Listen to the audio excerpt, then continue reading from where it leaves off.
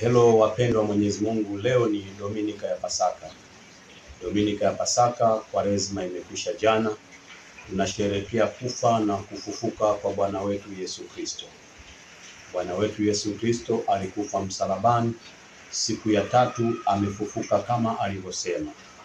Na shahidi wa ufufuko wa Yesu ni Maria Magdalena, ambaye alitoka asubuhi kwenda kuangalia kaburi la Bwana wetu Yesu Kristo, akakuta kaburi liko wazi. Akarudi akaenda kuwapasha habari ya kina Petro kwamba Bwana wetu hatujamuona kaburini. Walikimbia kwa sababu ya uzee wa Petro.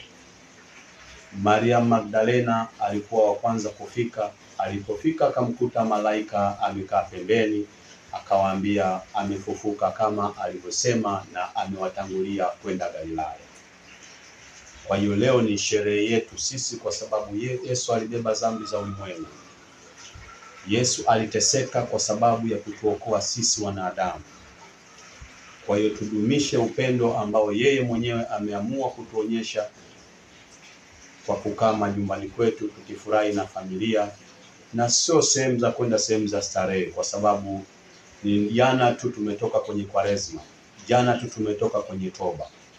Kwa hiyo ni muda wa kukaa na familia, mkiwa mnasherehekea pamoja, mkiwa mnamuomba Mwenyezi Mungu pamoja, na hatimaye mnamaliza sherehe salama.